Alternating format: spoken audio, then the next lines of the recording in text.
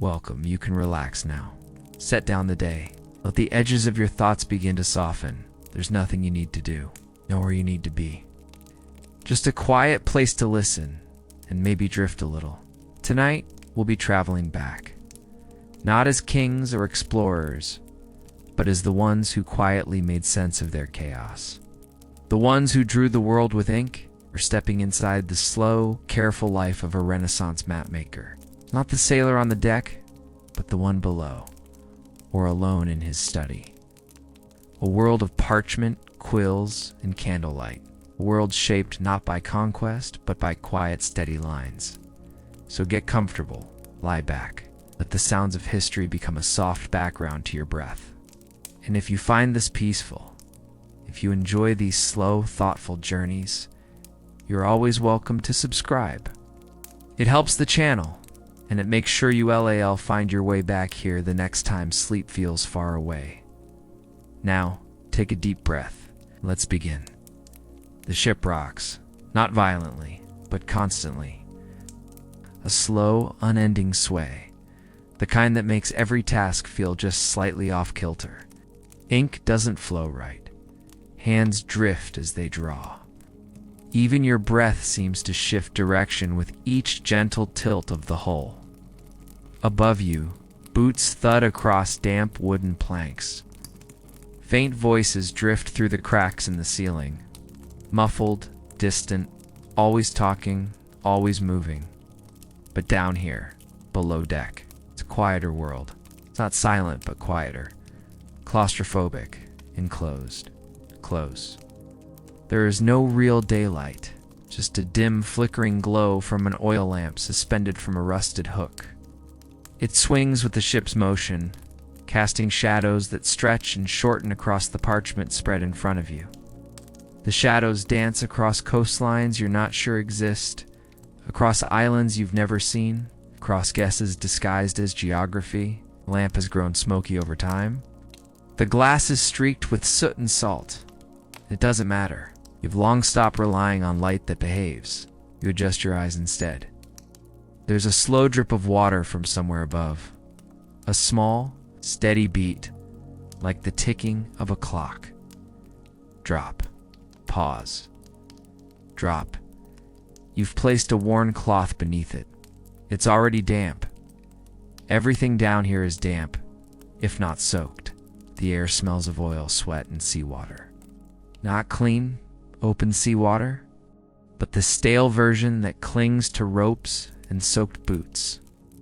The salt settles into everything. Paper, wood, skin. Your fingertips feel dry and gritty, yet everything you touch is slightly soft with moisture. You try to draw a line, a coastline, a bay. A curve around a cape described to you yesterday by a man who swore it was a peninsula. The day before, another sailor said it was an island. For that, someone else said it didn't exist at all, just fog and wishful thinking. You have no way to verify any of it. Still, you draw. You don't have a choice. The chart must be filled. The captains, the navigators, the merchants, they're counting on you to make sense of what they cannot see, what they only glimpse. What they forget as soon as the shore disappears behind the wake, you dip your quill again. The ink pot slides slightly. You catch it with your left hand without thinking. It happens so often now that your fingers move faster than your awareness. You try to anchor your elbow on the edge of the table, but the table itself is unsteady. Just a crate, really, covered in hide and nailed to the floorboards. Still, it is your desk, your station. Your tiny corner of imagined order in a ship full of chaos. Parchment curls at the edges. The air has warped it. You flatten it with calloused palms and smooth the creases, over and over, as if the paper might someday stay flat. You've forgotten what silence sounds like. There is always something.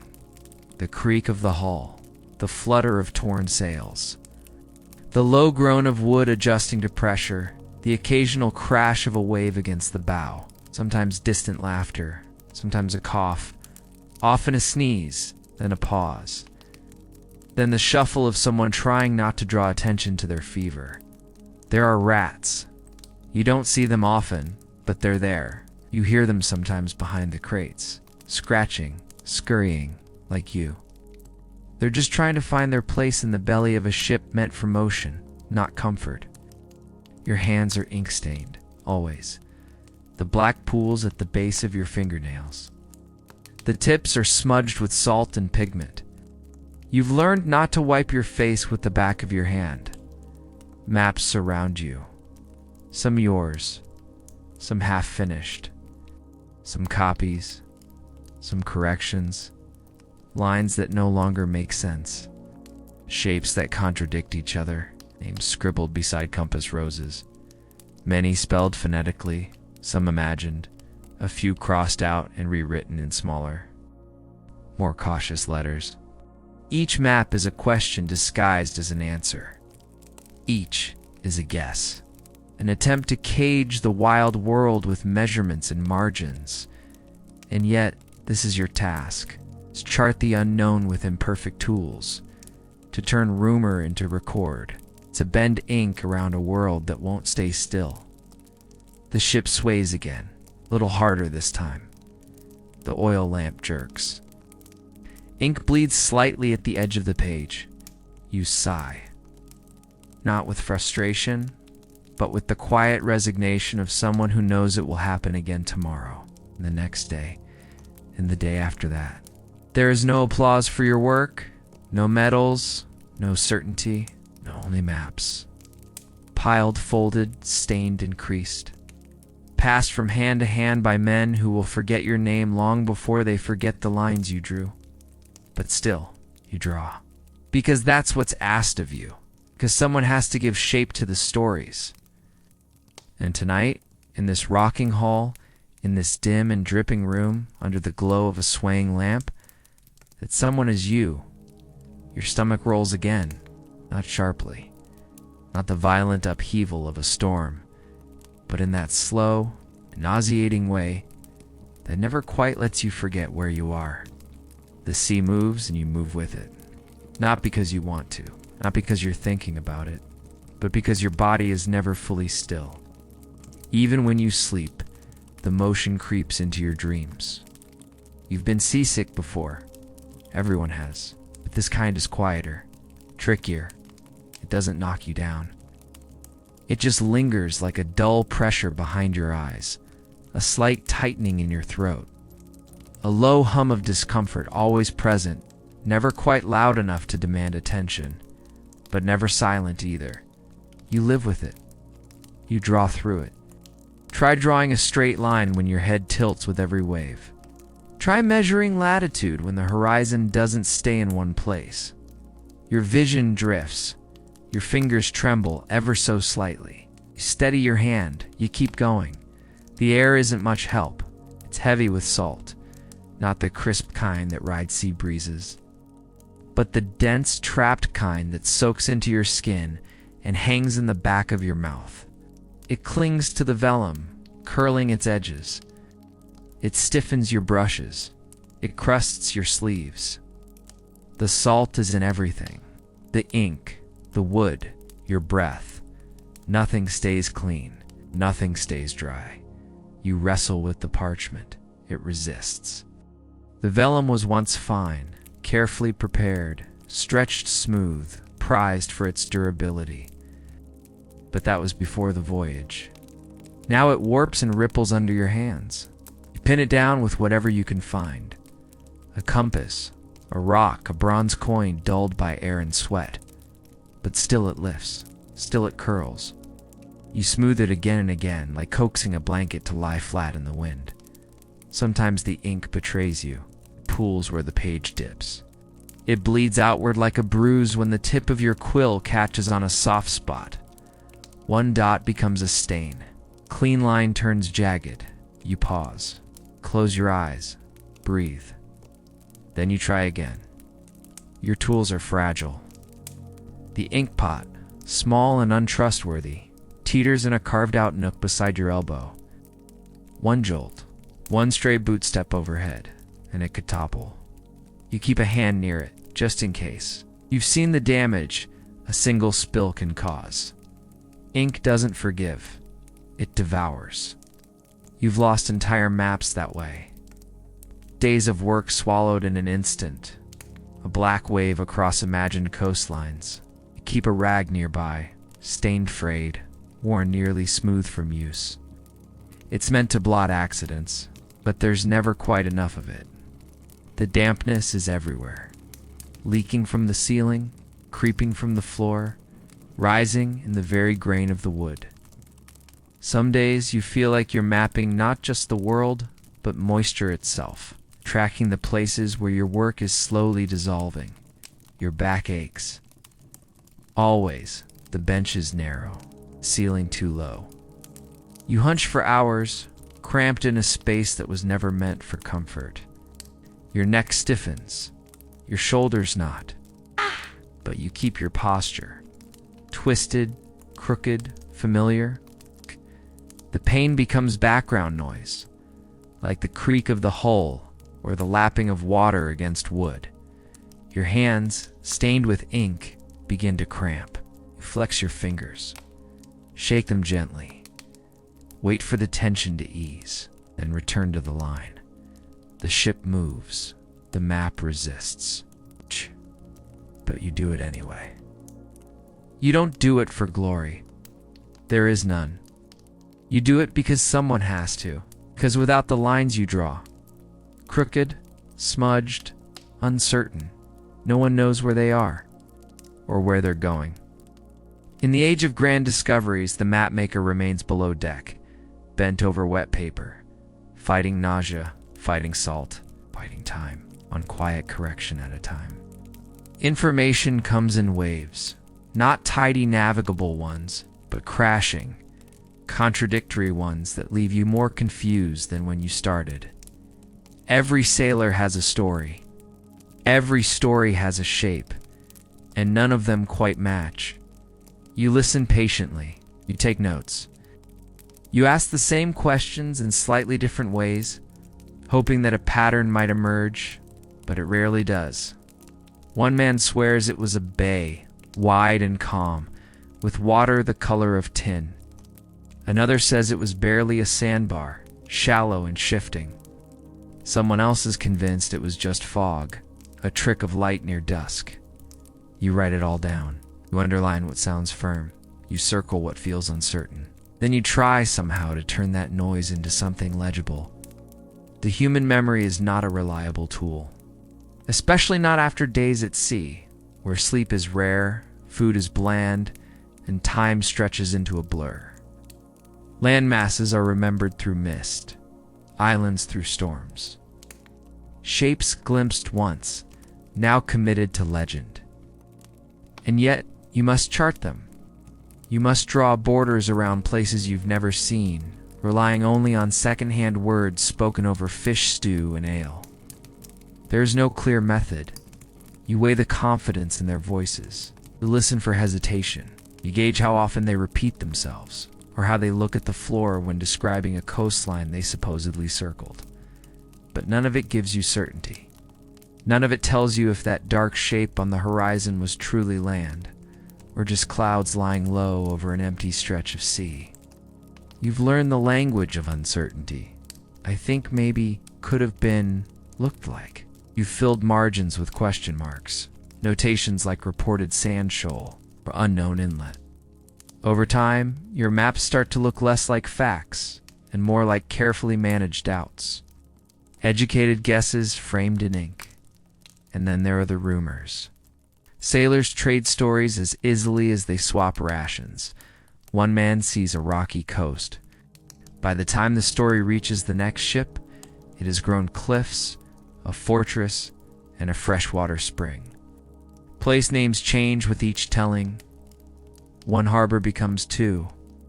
A reef disappears entirely. You try to follow the threads, tugging gently, trying to untangle the truth, but the lines keep slipping through your fingers.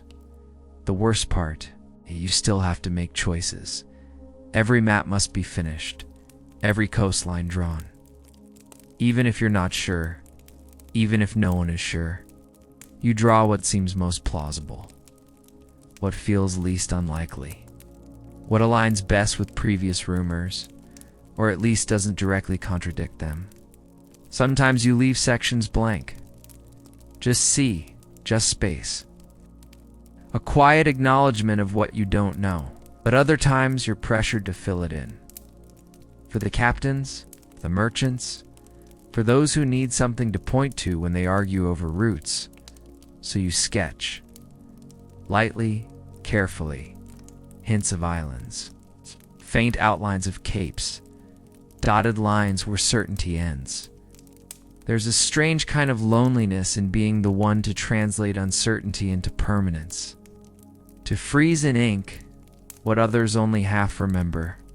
To be the final word when all you have are half-formed whispers. And so your maps carry the weight of guesswork, fog mistaken for land, of sandbars mistaken for safe harbors. You've seen the consequences. Ships run aground where you thought there was passage. Others veer off course, searching for an inlet that was never there. You carry those mistakes with you, quietly, privately, in the fine lines you revise, in the margins you annotate with small apologetic notes. In the silence that follows when a sailor returns and says softly, "It wasn't quite like that," still, you draw, because you must. Because exploration leaves its traces not just in soil and stone, but in lines drawn by those who stayed behind. Below deck, listening, interpreting, guessing, one uncertain coastline at a time. Is there a same different kind of weight that presses on you? Not the motion of the ship, not the dampness in the air, but the silent pressure of expectation. From those far away, from those who will never step foot on this vessel, but who will one day hold your map and trace your lines with gloved fingers. Royal patrons, wealthy merchants, noble sponsors who demand not only accuracy, but elegance, precision, and beauty. They don't care what the sea smelled like, or that your ink froze one morning before you could finish the coast of a small island. They care about clean lines, decorative flourishes, borders that make sense. Compass roses that point with confidence. Margins adorned with mythical beasts, curling banners, and the names of distant lands written in gold leaf calligraphy. They want a map that feels like a trophy, a symbol of their reach. Their ambition, their imagined control over the chaos of the world, but you remember the chaos. You remember that island that never was, that reef you mistook for a safe channel, that bay you marked, the one that turned out to be a rock-strewn death trap for 3 ships that followed your lines too faithfully. No one shouted at you. No one named you in the inquiry. But you know, and that knowing stays with you. The guilt creeps in late at night, when the deck is quiet and your hands are too tired to draw. It whispers, "You should have known, but how could you? You drew what you were told. You trusted the memories of men who couldn't name the stars above them. Still you wonder, if you'd questioned that curve more, if you'd waited one more day, if you'd drawn it just slightly differently, would the outcome have changed?" The doubt doesn't shout. It hums, low and constant, just like the creak of the ship. And yet, despite all that pressure, despite all that invisible labor, your name is rarely written. You are not the one climbing the cliffs or discovering straits, not the one whose statue will be cast in bronze, pointing nobly to a far horizon. You're the one who makes sense of their stories after the glory fades, the one beneath the surface. Behind the parchment, you're not the explorer, you're not the hero, you're not remembered, but you are responsible. And that responsibility is quiet, heavy. No sailor will sing about the cartographer hunched in the dark. No patron will thank you for getting the details right. And if something goes wrong, if a fleet is lost, or a voyage strays too far, your lines will be questioned, not their memory, not their hubris, but yours. And so you work slowly. You draw with care. You double-check your curves. You annotate. You resist the urge to decorate too much. You try to remember that every flourish carries risk. Every choice is a balance between truth and expectation. You tell yourself it's enough to serve the journey, to shape understanding, to be the quiet hand beneath the epic tale. And sometimes in the very early hours when the ship is still, when the oil lamp is low, and your lines arc just right across the page, you feel a different kind of pride. Not the kind they write down, but the kind that stays inside you. You are not remembered, but you were here, and you shaped the way the world was seen. There's no applause when your work is finished, no cheers, no handshake, no warm nod of approval from the captain. Most of the time, no one even looks at you, not really, not beyond a quick glance at the map they asked for. If the lines are neat, if the coast curves where they expect it to, if the names are spelled close enough to what they remember, they move on. That's your sign of success. To go unnoticed. Because when a map works, when it's good, it simply fades into the background. It becomes part of the ship's equipment. Trusted without question. Folded, unfolded, smoothed flat, marked with grease from a navigator's finger. If it helps them reach the next port, then it has done its job. So have you. But no one stops to say so. And yet when there's a mistake, even a small one, everything changes. A misjudged distance. A coastline drawn too gently where jagged rocks rise. A harbor placed slightly too far north. Ships veer off course. Anchors drop in the wrong place. Hulls scrape where you thought the sea was deep. When that happens, the blame flows downhill. Quietly but inevitably. To you, it's a strange thing. To hold so much weight in your hands and yet remain invisible. You're the unseen architect of their route. The silent guide in a world of water and wind. But when the map does what it should, no one notices the hands that shaped it. Your fingers stay stained with ink. Permanently now. No amount of scrubbing can lift the deep blue from beneath your nails. The pads of your fingers are rough from hours of dragging across parchment. You've come to accept it. These are the marks of your trade, quiet signs of invisible labor. There are late nights, more often than not. It's not because anyone demands it, but because you can't sleep when something's incomplete.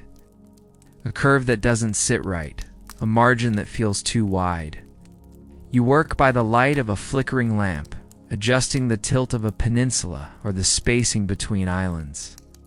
Not for praise, but because you know someone else's safety might depend on those details. It's a lonely kind of work made lonelier by the fact that no one truly understands what you do. They see maps as products, not processes. They don't know how many versions you drew before this one, how many times you had to erase and redraw, how many rumors you had to sort through to sketch this quiet, measured guess. And so, you work in silence. You perfect your guesses. You make your peace with being a background figure. You don't get statues, you don't get songs. But you get the satisfaction of knowing that sometimes a voyage went smoothly because of a quiet line you drew weeks ago.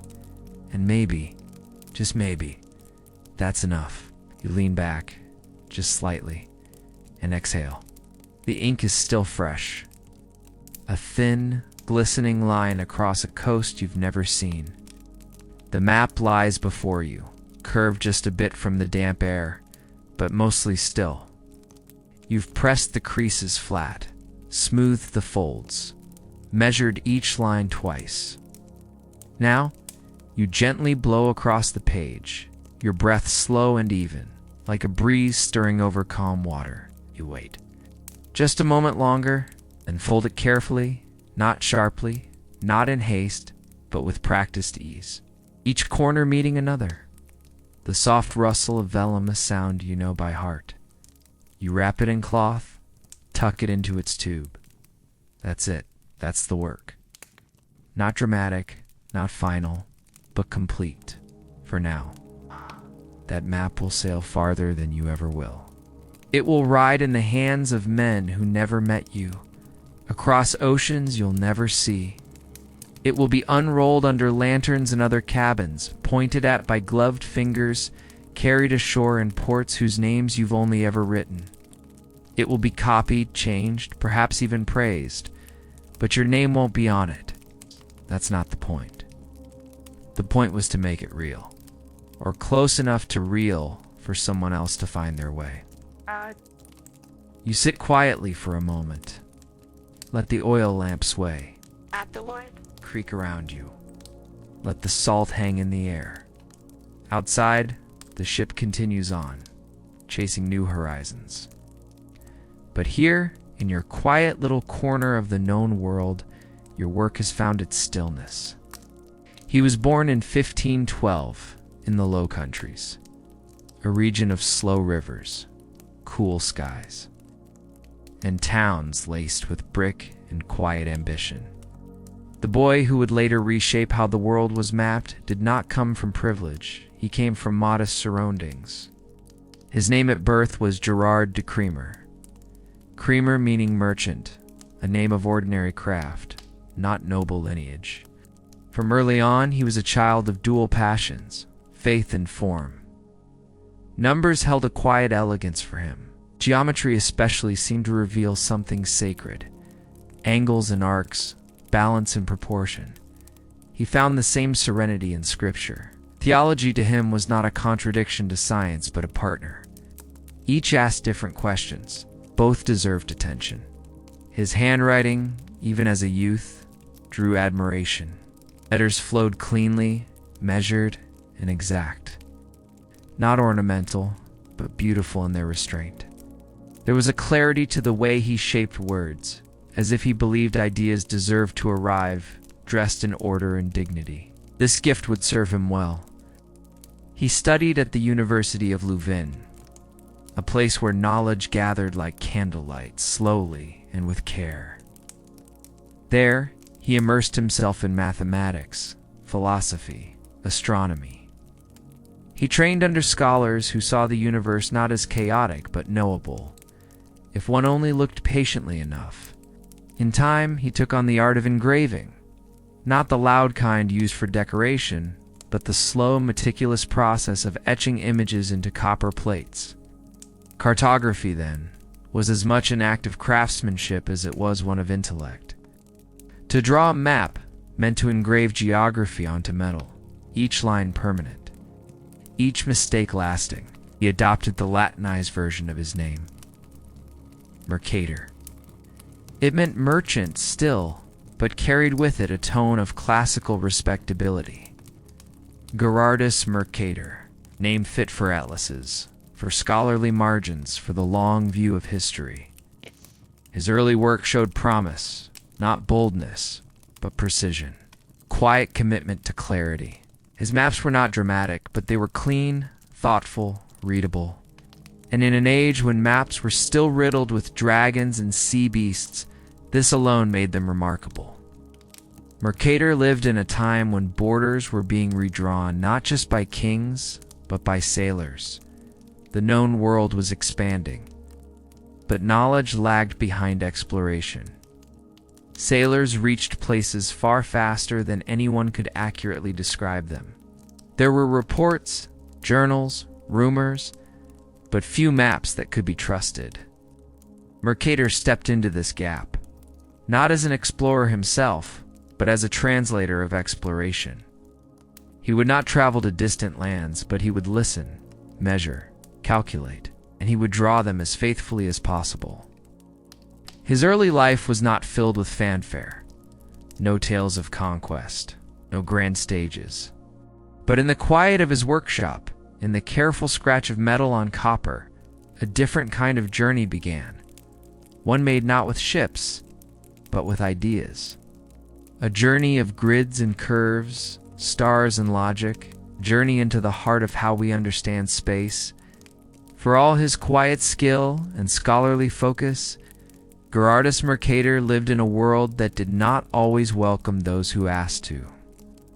Many questions or who tried too hard to reconcile heaven and earth? In 1544, at the age of 32, Mercator was arrested.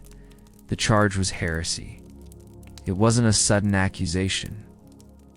In the climate of 16th century Europe, suspicion drifted easily through the air, as easily as a breeze carrying ash. Religion shaped law, and law was sharpened by fear. Even measured thought could seem dangerous if it wandered too far from orthodoxy. Mercator, by all accounts, was not loud in his beliefs. He did not preach rebellion, but his mind moved in places that unsettled others. He read widely, texts from the ancient world, humanist writings, reformist theology. He saw no conflict between science and faith, but many around him did. The rest was quiet but jarring. He was taken to the fortress at Rupelmund, the same town where he had been born. There, behind cold walls and iron gates, he sat for months, unsure of his fate. No violence is recorded, no torture. But it is not difficult to imagine the weight of those days, the stillness, the waiting, the feeling of being misread by the very society he hoped to serve. He had tried to bring clarity through maps, through study, through the honest pursuit of knowledge. And yet here he was, surrounded by stone, suspected of subversion. Eventually, he was released. The charges dissolved, quietly, without formal apology. He returned to his work. But he did not return unchanged. From this point forward, Mercator's personal writings deepened. He filled journals not only with geographic notes, but with long reflections on the nature of truth, on God, on time, on the tension between what is seen and what is known. He had always been a man of intellect. But now, his maps became spiritual in a way, not in symbolism, but in intent. He wanted not just to draw land, but to understand man's place upon it. To Mercator, the world was not divided between the sacred and the scientific. Both were expressions of the same order. He believed the heavens moved by law, and so did thought and grace and geography. What he sought was alignment, kind of divine geometry, in which faith and knowledge could share the same compass. This belief never left him. Even as religious wars tore through Europe, even as friends fled or fell, Mercator held quietly to the center of his own ideas. He did not make a spectacle of them, kept them folded gently between the pages of his notebooks, where they would stay long after his death. He was never again imprisoned, but the memory of that confinement lingered. You can feel it in his later works, in the care, in the precision, in the reverent space he gives to both the known and the unknown. Mercator's life was not dramatic in the usual sense, but his internal world was vast, and in it he carried a map far more complex than any he etched in copper, a map of the soul's journey through doubt and belief, through silence and conviction. A private pilgrimage never published, but always in progress. In 1569, after decades of work, thought, and quiet contemplation, Gerardus Mercator published something that would carry his name far beyond his own life, even into ours. It was called Nova et Octa Orbis Terrae Descriptio, ad usum navigantium, emendata, a new and augmented description of the world, improved for the use of navigators. But today, we know it simply as the Mercator projection. It did not begin as a grand philosophical work. It began, as so much of Mercator's work did, with a practical problem. Sailors needed help. The world they knew was round. Ships curved across its surface. But the maps they carried were flat and full of compromises. Straight lines on these maps often led to crooked courses at sea, angles warped, bearings shifted. Navigation became not just risky, but deeply inefficient. Mercator's idea was simple. In essence, though its execution was brilliant, create a map that preserved angles, even if it meant distorting size. He understood that on a globe, following a straight compass bearing, known as a rhumb line, actually draws a spiral, not a straight path. But on a flat map, a straight line must stay straight. So, if a map could be drawn in such a way that every angle of direction stayed true, navigators could sail more confidently, charting a course that wouldn't need constant recalibration. To achieve this, Mercator altered the latitude lines. He expanded them gradually as they moved away from the equator. Near the poles, the landmasses ballooned. Greenland, for example, appeared far larger than it truly was. So did Antarctica. But these distortions were not mistakes. They were deliberate, necessary, a trade-off sacrificing accurate scale for accurate direction. For sailors, it was revolutionary. Now, with Mercator's projection, they could draw a straight line between two ports and follow a consistent bearing the entire way. The seas became just a little more knowable. The distances, it's not always precise, but the path made sense. It's easy today to forget the elegance of this solution. To look at the Mercator map and criticize its distortions, and indeed in later centuries others would. They would point to the inflated size of northern countries, the shrinking of equatorial lands, and claim bias. But Mercator did not build a political world. He built a navigational one. He never claimed his projection was perfect. In fact, he knew it wasn't. No flat map can be. The Earth is curved. And every attempt to represent it on a flat surface comes with a choice. Preserve shape, or area, or distance, or direction. But never all at once. Mercator chose direction. And in doing so, he helped hundreds of sailors steer straighter, helped them find landfall when stars were obscured, helped ships avoid unseen dangers not by luck but by calculation. He didn't sail those routes himself. He didn't see the coasts his lines pointed toward, but his projection was there, rolled out across wooden tables, held down by stones and elbows and sweat. It was not flashy, but it was not perfect. But it worked. And for Mercator, a man of patience, of faith in form, of deep internal logic, that was enough. Gerardus Mercator died in 1594 at the age of 82.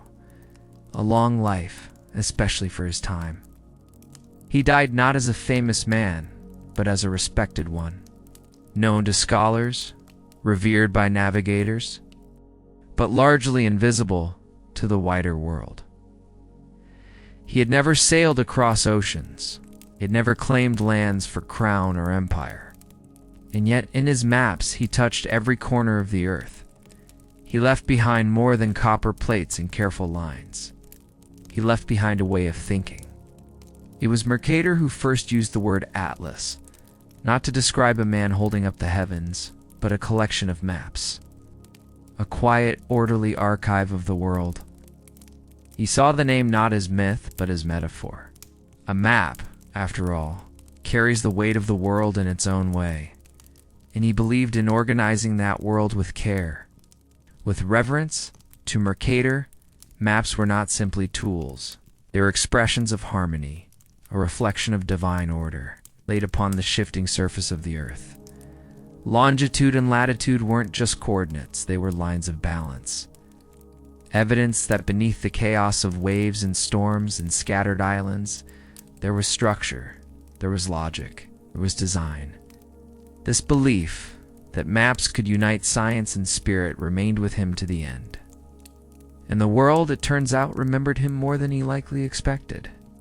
His projection, born in 1569, still lives. Not just in dusty atlases, but in your pocket. It's the basis for modern digital mapping.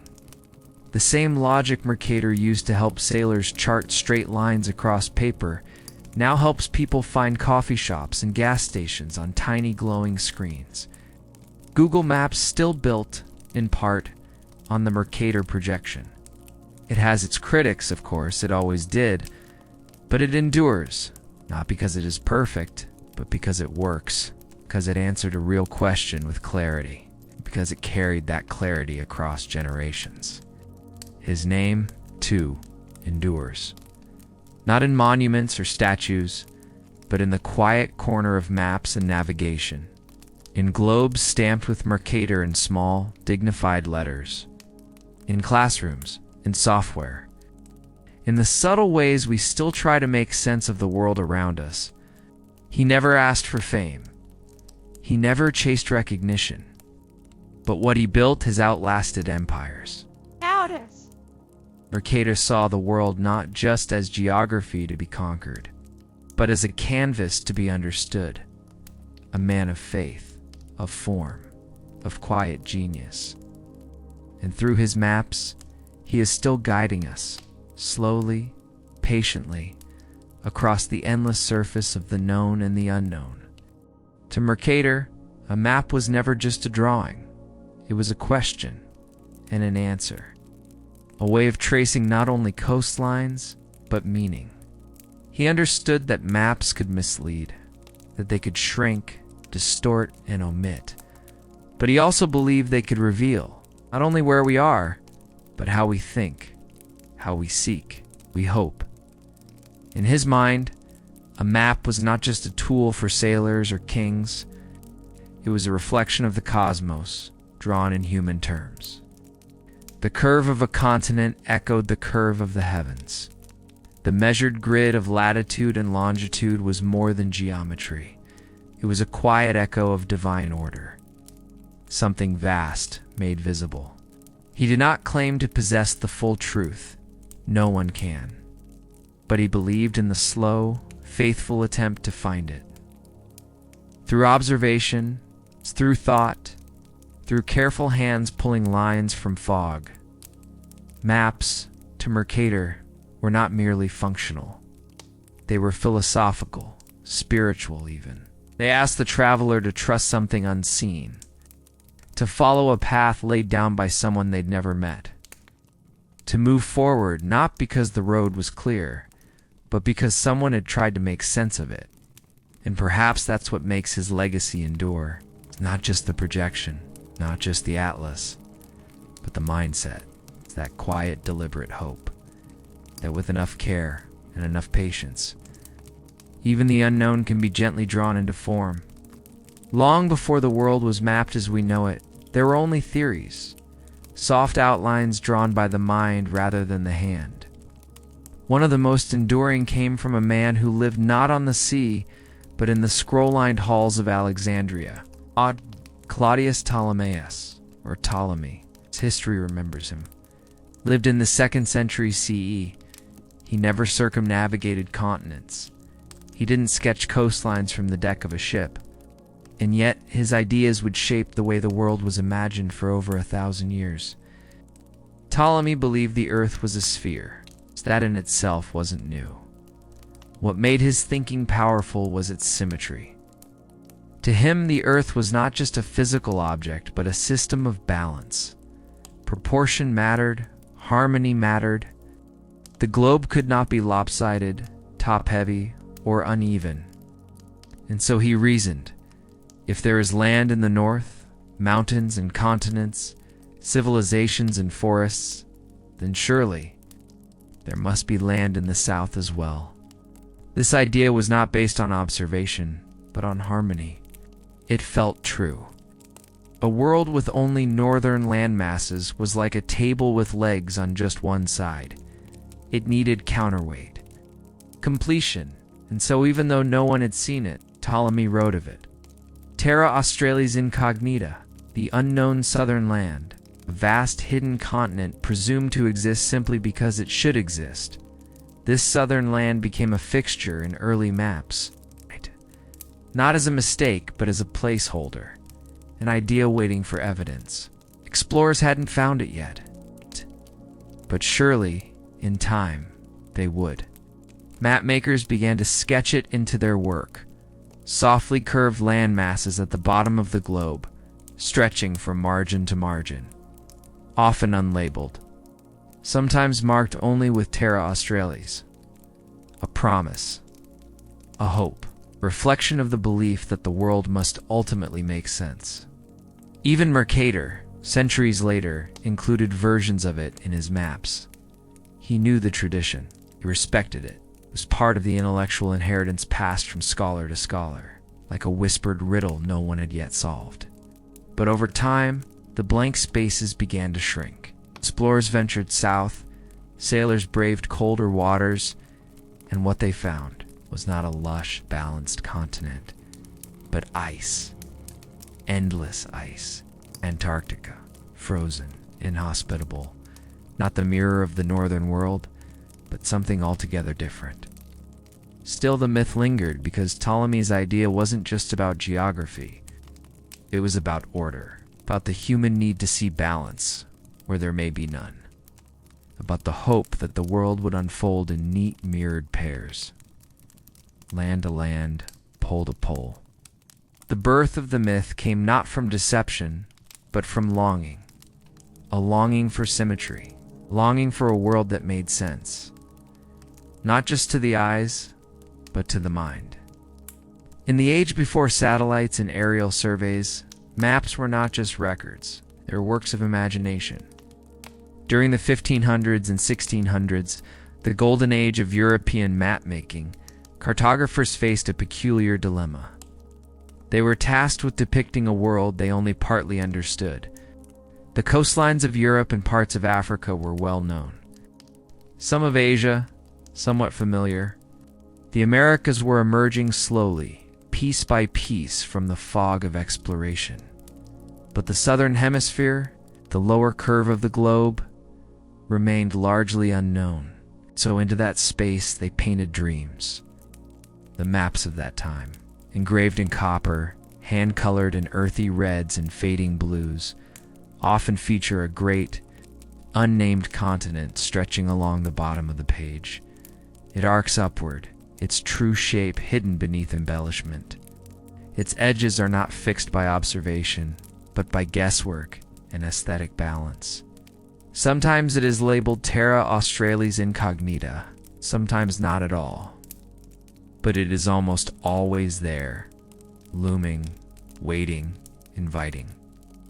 Within its imagined borders, artists filled the space, not with what was known, but with what was believed, or hoped, or feared.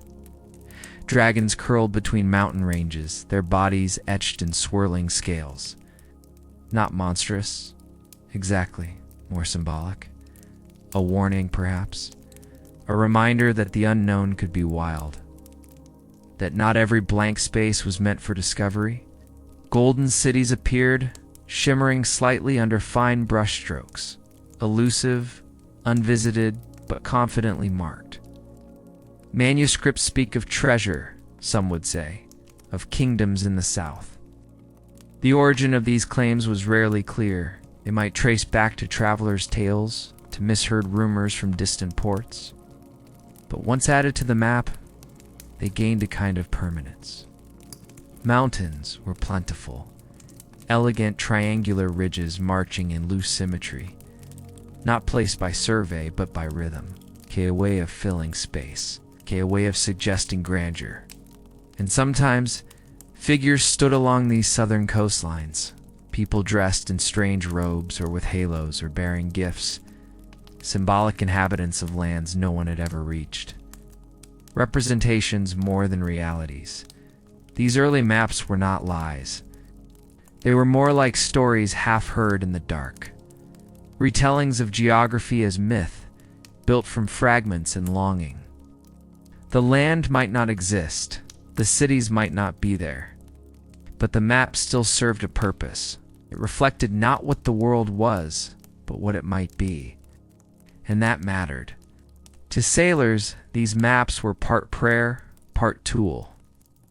They carried them across waters not just with compass and sail, but with the shared human belief that the world was knowable, shapeable, reachable. To scholars, they were records of what was known and what was still waiting. To artists, they were canvases of mystery. And to us, centuries later, they remain haunting, because they reveal a time when imagination was not a flaw in science but a companion, when the edge of the map was not a limit but an invitation. In an age when the world was only half known, the blank spaces on a map were not empty. They were possibility. For the early cartographers, those who worked by candlelight and memory, imagination was not a flaw. It was a tool, perhaps even a necessity.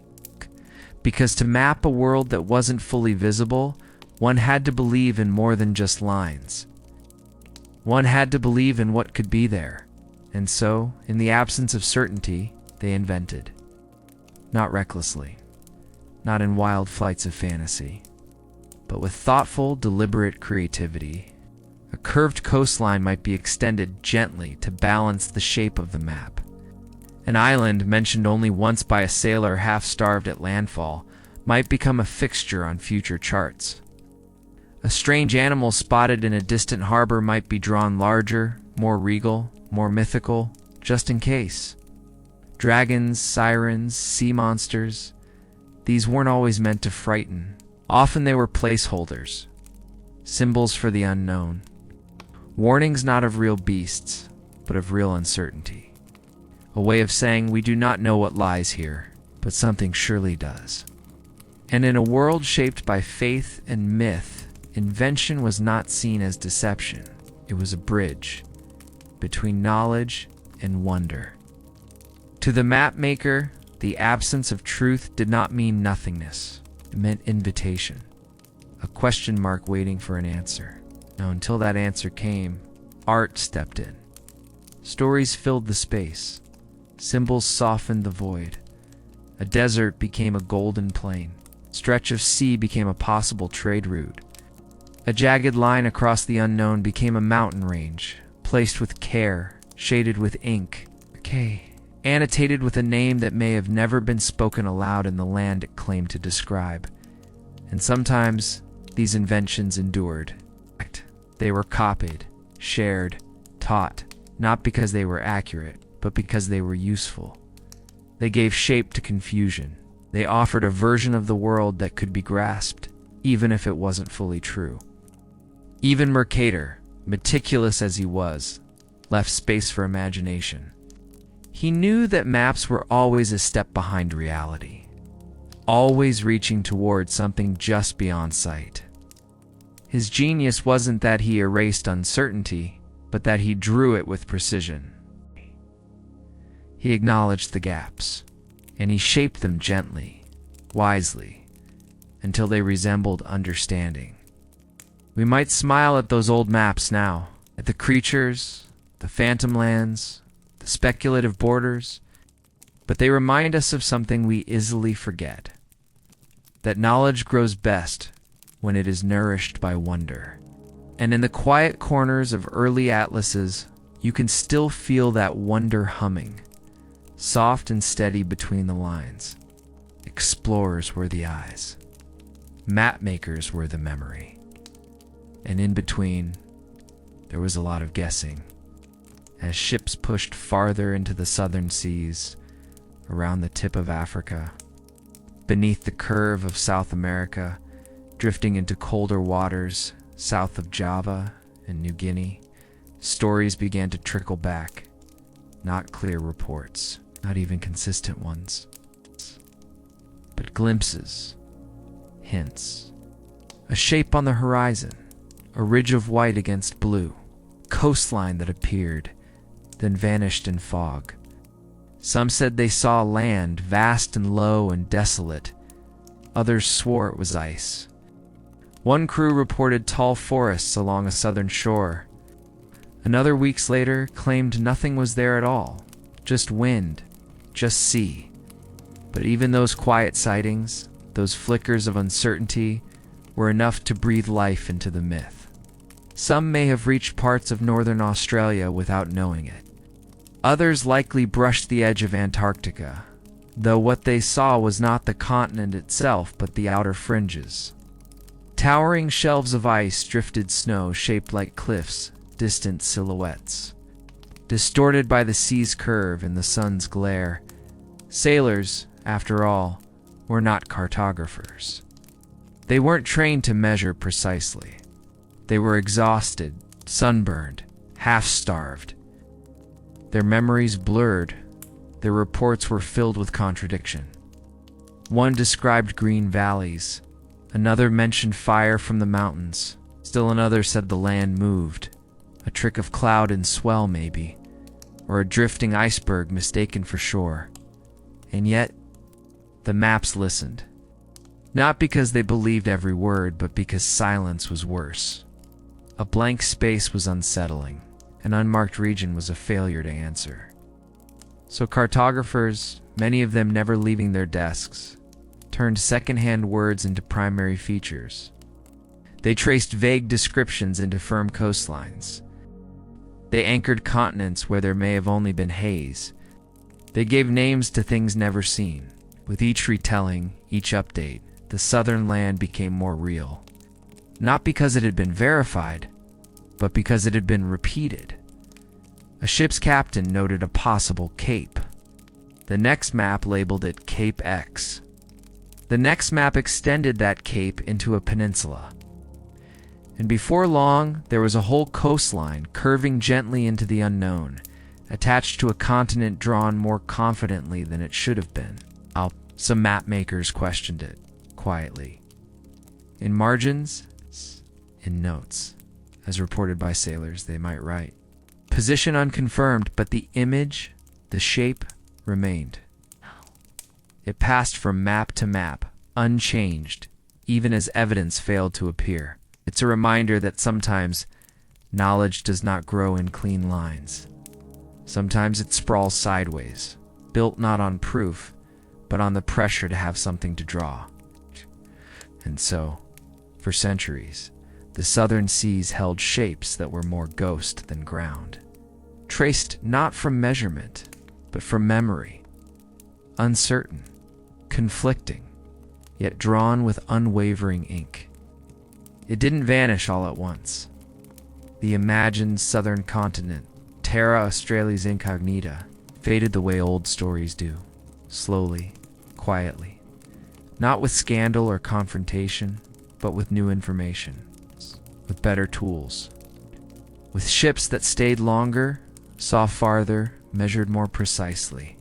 As the 1600s gave way to the 1700s, voyages became less mythical and more methodical. Navigators brought with them sextants, better charts, and a growing skepticism of ancient claims. They sailed deeper into the southern latitudes. They rounded Cape Horn again, skirted the edge of the Antarctic Circle, landed on the northern coastlines of what we now call Australia, and began to see what wasn't there. The grand continent Ptolemy had once imagined, the one drawn in sprawling sweeps across early maps, heavy with gold cities and mountain ranges, began to shrink. Cartographers, still cautious, began trimming its borders. A little less here. A note in the margin there, unconfirmed, possibly ice. No land observed on this route. The great landmass that had once stretched across the entire southern hemisphere grew patchy, fragmented, less confident. The margins grew wider again, not with decoration, but with doubt. Australia was real, but smaller than hoped. Its coasts didn't stretch endlessly into the Pacific. It was an island. A large one, yes, but not the counterweight the old thinkers imagined. In Antarctica, icy, silent, massive, was too far south, too inhospitable to match the mythical Terra Australis that had once been drawn warm and fertile. No golden cities, no exotic kingdoms, just wind, just snow, just the grinding silence of a frozen world. By the late 1700s, most maps had quietly erased the old southern land. There was no proclamation, no final verdict, just a shift from certainty to speculation to silence. What had once been drawn in bold ink was now left blank again. Not because it had never mattered, but because knowledge had changed. The shape of understanding had evolved. And with that evolution, the great imaginary continent was allowed to rest. Not shamed, not ridiculed, simply retired. It had done its part. For centuries, it had carried our desire for symmetry, for completeness, for mystery. It had filled the unknown with form. It had given explorers something to seek. And when the time came, it let itself disappear. Not with drama, not with defiance, just with time. Tea never existed, not in the way it was drawn, not in the way it was hoped for.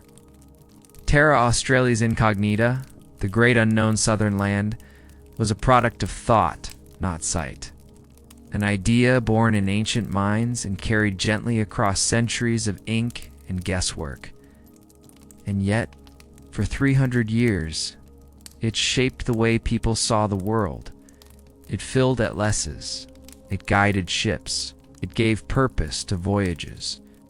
It held stories in cities and mountain ranges that were never found. And still, it mattered.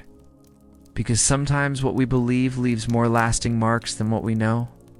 Belief filled in the blanks. Belief gave shape to silence. Belief redrew the borders of maps, and in doing so, redrew the borders of human possibility. The myth didn't fail. It evolved. It opened the door to exploration. It kept the edge of the map alive, not as an empty margin, but as a place still becoming, still waiting, still mysterious. And even as that imagined land faded, the mindset it inspired remained. We are still map makers at heart, not just of land but of meaning. We still try to trace order onto the unknown. We still fill the blank spaces with hope and caution and dreams. In that way, Terra Australis was never truly erased. It simply changed form, from coastline to curiosity, from fantasy to foundation. And somewhere in the gentle curve of an old map's southern edge, you can still feel it, the quiet hum of a land imagined, and the long shadow it left behind. The chamber is still, not silent, but still, kind of quiet that settles into old walls and polished stone, muffling the outside world into a soft, respectful hush. Somewhere beyond the shutters, a city hums. Lisbon, perhaps, or Venice. But inside this room, time seems to move differently. Slower, wiser, unhurried. A single candle flickers on the table, its flame bending gently toward the draft that slips under the heavy wooden door. The light is golden, not bright, but deep. It plays across the brass edges of measuring instruments, glinting off the curved handles of dividers and the circular arc of a compass left slightly ajar. The tools are worn, but precise, gilded at the tips, balanced by hand. The desk itself is wide and low, layered with sheets of parchment and vellum, some blank, some inked with delicate lines. Coastlines still in progress, borders yet to be named. A globe sits nearby, not to be spun, but to be studied.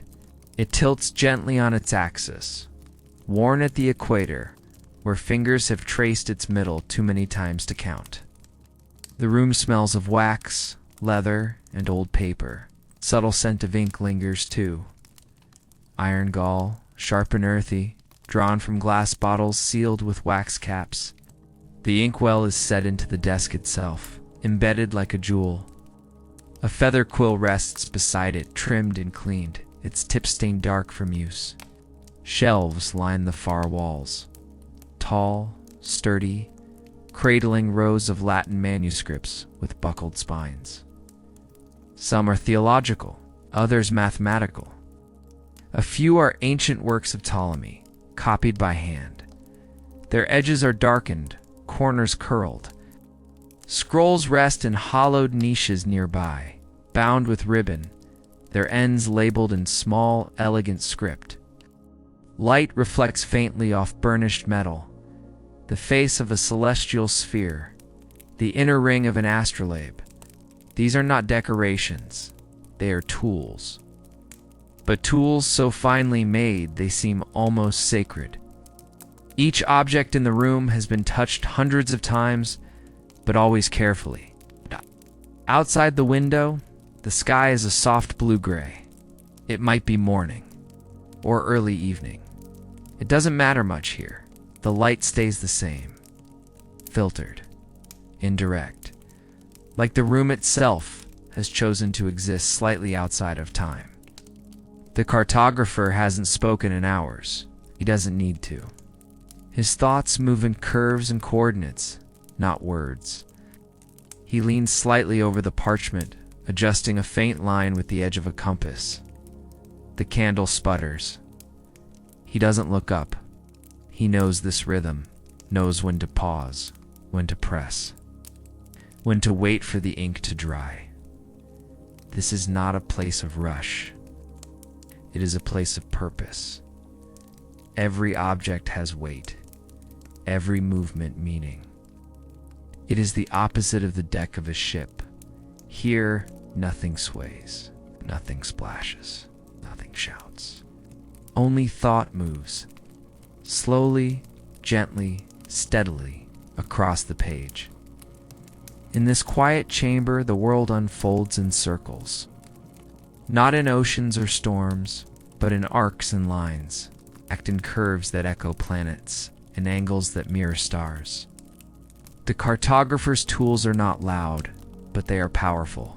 Instruments of thought, instruments of faith in form.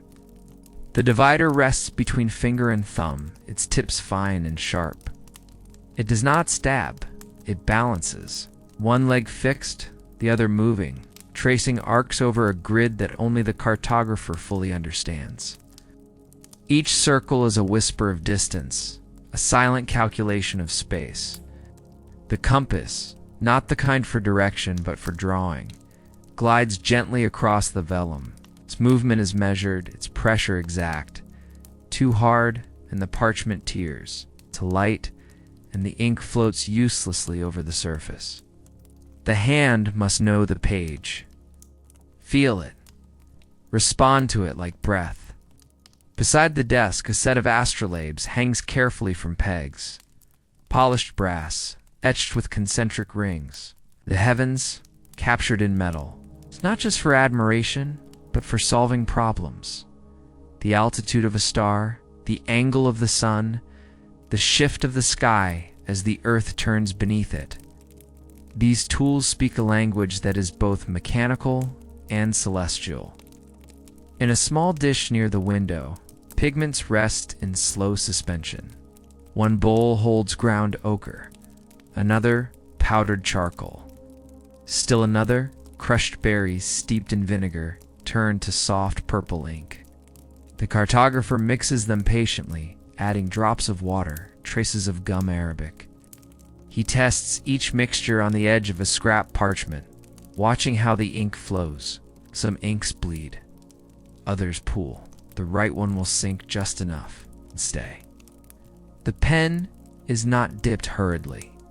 It is offered, lowered gently into the ink, tapped twice on the edge of the well, then drawn toward the page like a final act of trust.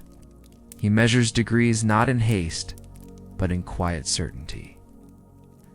From line to line, each stroke follows a pattern only he sees. Longitudes like ribs, latitudes like breath. A line here is not just a path. It is a decision, a claim, a hope. A translation of the sky onto the skin of the earth. Mistakes are rare, but when they happen, they are met with stillness, not frustration. A pause, a soft sigh, damp cloth brought close, ink lifted with care, then begin again. This is his world, not one of noise, but of nuance. Not one of conquest, but of contemplation. Here in this warm-lit room, the earth does not roar. It waits, and the cartographer listens, through metal, ink, and motion. until its shape begins to answer back. Though the study is quiet, the presence of power lingers there, just beyond the door, just outside the frame of the parchment. The patron is not in the room, not usually, but his voice is, his crest, his expectations, his gold. Many of these maps are commissioned, not made for sailors or scholars, but for nobles, for monarchs. For those who see the world not as mystery, but as possession. They want beauty, grandeur. They want their borders emphasized in gold leaf, their ports rendered with precision, their territories, no matter how contested, clearly outlined. A suggestion, perhaps, that uncertainty ends at their command. And so the cartographer balances. He draws with discipline. He measures with care. But sometimes he leans into elegance. A curve made smoother than the coastline requires. A compass rose, drawn large and radiant. A scroll in the corner bearing the family motto. These flourishes are not deceit. They're part of the language. The silent agreement between patron and artisan. Make it useful, but make it worthy of display. Some maps are framed before they are ever touched, hung in long halls beside portraits and tapestries. A statement more than a tool, a message whispered to visiting eyes. We know the shape of the world, and it includes us. These maps are rarely folded, rarely sailed with. Their corners remain crisp, their colors unfaded. They do not guide journeys, they symbolize them. Still, the cartographer works with care. He knows the map may never see the sea, but it will be seen. It will be examined, admired, perhaps misread, perhaps misunderstood, but it will be regarded. And so the balance must be kept between artistry and accuracy, between beauty and function. He draws for kings, but also for the truth. He adds a flourish, but never at the cost of form. Even when the map becomes a symbol of wealth, even when it serves more as a mirror than a window, it still carries beneath the gilding, the quiet effort of someone who tried to make sense of the earth. The patron may sign the bottom, but the world still belongs to the mapmaker's hand. The room remains quiet, but somewhere behind the flicker of candlelight, there's a whisper. A rumor carried in ink-stained letters and careful conversations, a name spoken just slightly too often. A patron's voice asking, casually, if you've seen the new charts from Spain or Holland. Because even in this world of study and silence, there is rivalry. The cartographers do not duel. They do not sail against each other, but they compete with lines, with measurements, prestige. Each court has its favorite. A man in Seville with access to the latest Portuguese discoveries. A workshop in Amsterdam where trade routes are charted weeks before others hear the news.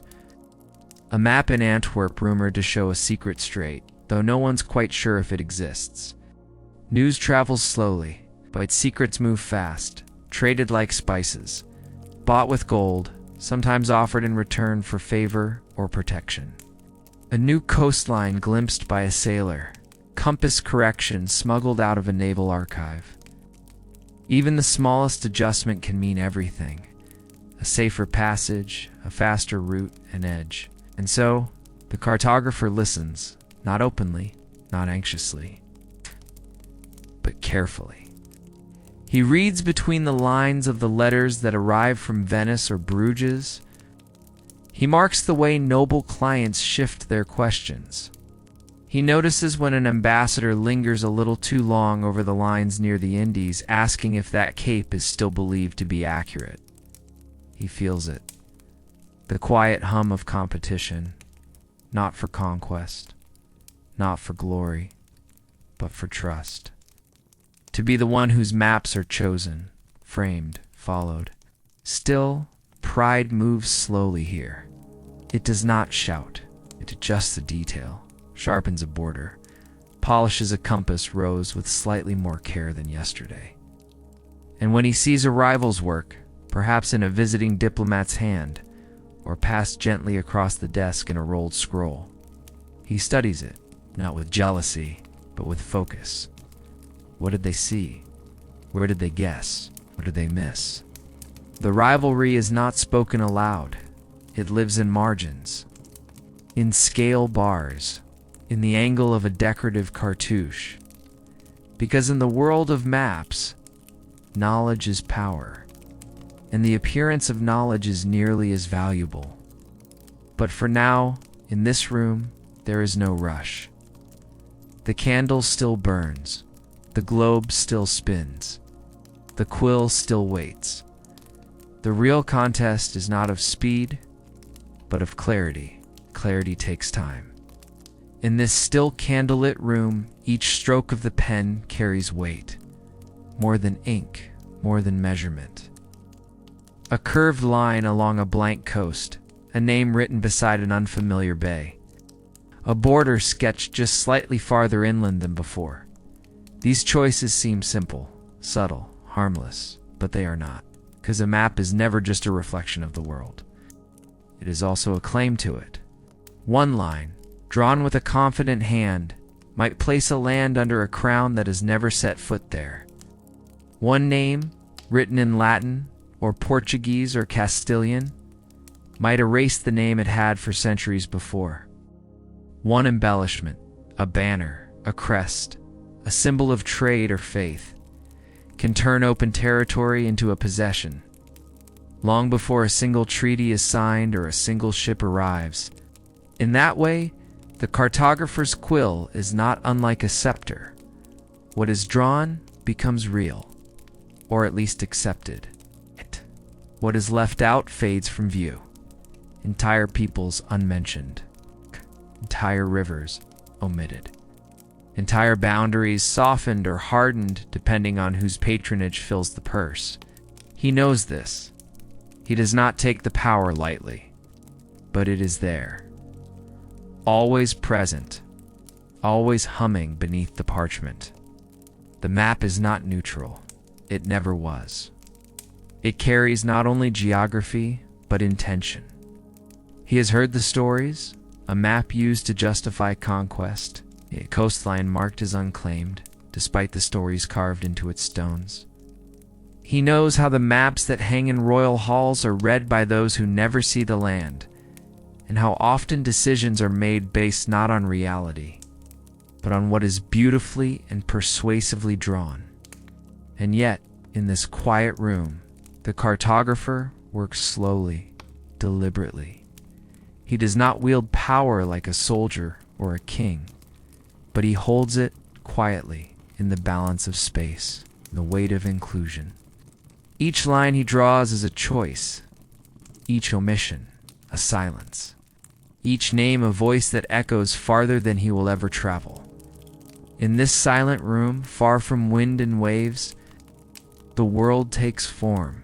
There is no shouting here, no crashing tide, no thunder of hoof or sail, just the soft scrape of quill on parchment, the patient glide of a compass's arm across a blank expanse, the flicker of candlelight caught in the gentle curve of a brass divider.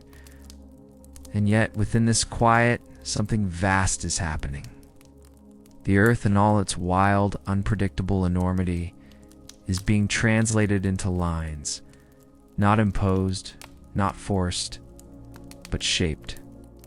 Gently, thoughtfully, 1 degree at a time, the cartographer sits alone, not forgotten, not unknown, simply separate, removed from the conquest, removed from the voyage, but not from the impact. His work will sail farther than his footsteps. His maps will travel into hands he will never meet, into rooms he will never enter, into decisions that will echo long after the ink has dried. There is something sacred in that. To chart a world without having seen it all, to trust reports, reckonings, the logic of stars, and the rhythm of waves. and then to place it on a page with grace. This is not merely craft. It is a quiet kind of faith, a belief that order can be found, that meaning can be drawn, that even the unknown can be approached with steady hands and a steady heart. So he dips the quill again, breathes softly, lines his tools, draws another line. The lamp burns low now. Its flame is softened to a quiet flicker, no longer casting long shadows, but settling into a faint golden glow. The room is darker than before, not cold, just dim, as though the day, like the map, is slowly being folded away. The cartographer sits still, not asleep, not working, just present. The parchment before him is nearly dry. The ink no longer shines. It has sunk into the vellum, firm, quiet, final. A shape that did not exist this morning now rests on the page, coastlines born from memory, attitude lines gently arcing like the curve of stars above distant oceans.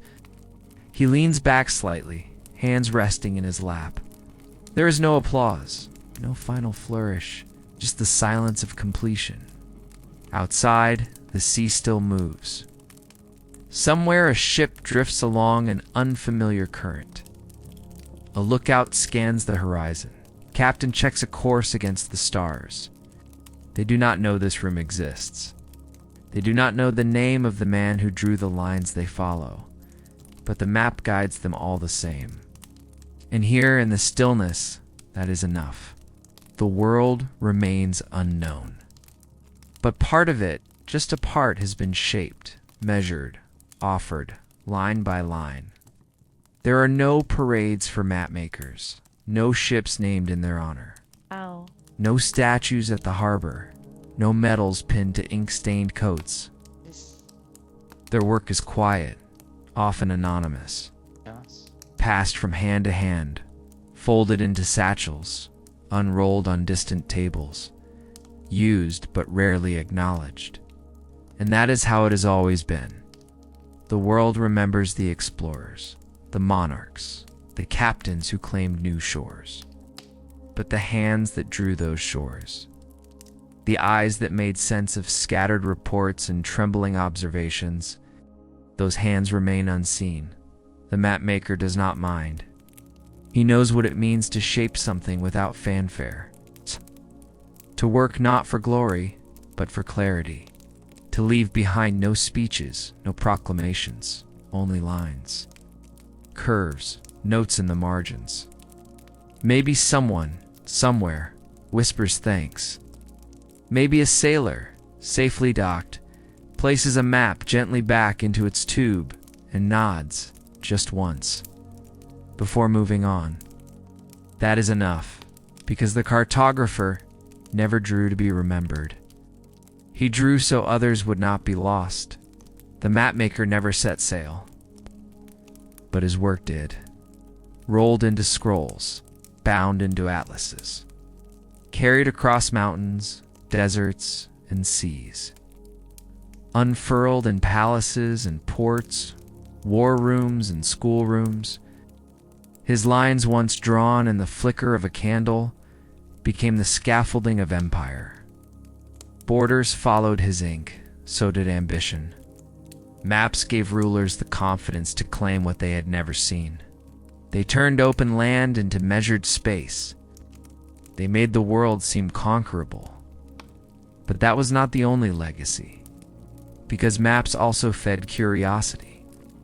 They sparked journeys, not just of conquest, but of connection.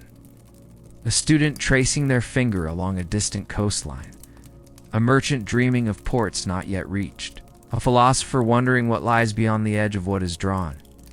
The cartographer's quiet work held both, the weight of power and the lift of wonder.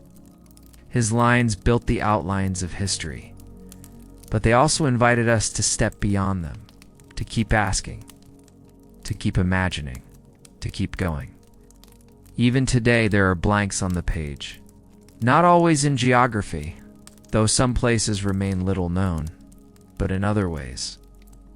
In the depths of the sea, in the quiet corners of the mind, in the shifting lines of meaning, memory, and time, we may no longer draw sea monsters at the margins, but the edges are still there. Edges of understanding, of science, of feeling. And just like before, someone sits quietly, trying to make sense of what lies beyond. Somewhere a new map waits to be drawn, not with quill and parchment perhaps, but with thought, with patience, with that same slow, deliberate curiosity that once shaped continents from rumor and sky. The tools have changed, but the impulse remains: to explore, to name, to gently pull shape from the unknown. Breathe slowly now. Let the lines of the map fade from your mind. Let the parchment curl gently at the edges. The candle has burned low. The tools are quiet. The world for now has been drawn as far as it needs to be. Outside, the sea is calm. The stars are above, ancient, constant, watching. There is nothing left to chase tonight. The questions can wait. The blank spaces will still be there come morning, and the map, the quiet, careful map, is for tonight. Complete. You may rest now. You've wandered far enough.